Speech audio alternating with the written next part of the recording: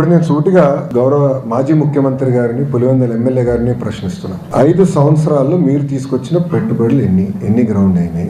మేము 8 నెలల్లో తీసుకొచ్చిన పెట్టుబడులు ఏంటి? చర్చకి నేను సిద్ధం, ఆయన సిద్ధమా? మళ్ళీ కోడిగుడ్డుని పంపిస్తాడు. మాకు కోడిగుడ్లు వద్దు, మాకు ఆమ్లెట్లు వద్దు, డైరెక్ట్ గా రమ్మనండి, ఐఎమ్ రెడీ టు టాక్, నేను ఎక్స్ప్లెయిన్ చేస్తాను. ఇప్పుడు ఆర్సిలర్ మిత్తల్ ప్రాజెక్ట్ నేను 2019లో కలిసా. ఇందులో డావోస్ లో TCS వాళ్ళ బూత్ బయట కలిసి ఆనాడు చెప్పి ఆంధ్ర రాష్ట్రానికి రండి అని. మీరు కూడా ఆదిత్యని కూడా అడిగాను. అప్పటి నుంచి ఐ మెయింటైన్ దట్ రిలేషన్ అండి. 5 years I maintain that relationship. India ప్రభుత్వ అధికారులకు వచ్చినంటే నేను ఫోన్ చేశాను, బాస్ 5 years అయింది, మీరు వేరే రాష్ట్రానికి వెళ్దాం అనుకున్నారు, అక్కడ ఏం అవ్వలేదు, వచ్చేయండి వేరే రెడీ. ఒక్క జూమ్ కాల్ తో కదిలిందండి ఆ ప్రాజెక్ట్. అక్కడ పారిశ్రామికవేత్తలందరూ నన్ను ఏమడుగుతున్నారు, మీరు గ్యారంటీ ఇస్తారా జగన్మోహన్ రెడ్డి అనే వ్యక్తి మళ్ళీ గెలవడాన్ని? ఎందుకంటే PPL రద్దు చేశారు, అమర్ రాజా లాంటి కంపెనీని తరిమేశాడు, అనేక కంపెనీలు హెరాస్ చేశారు, సకాలంగా కరెంట్ బిల్లు మన కరెంట్ కూడా అందించలేదు, పవర్ హాలిడేస్ ప్రకటించారు. ఇండస్ట్రీ చాలా నష్టపోయిందండి ఆంధ్ర రాష్ట్రంలో. ఇప్పుడు అదంతా రివైవ్ చేసినాక మేము కష్టపడుతున్నాం, బ్రాండ్ రివైవ్ చేసినాక కష్టపడుతున్నాం. ఈ రోజు మహారాష్ట్ర మాతో పోటీ పడుతుంది, తెలంగాణ మాతో పోటీ పడుతుంది, తమిళనాడు మాతో పోటీ పడుతుంది.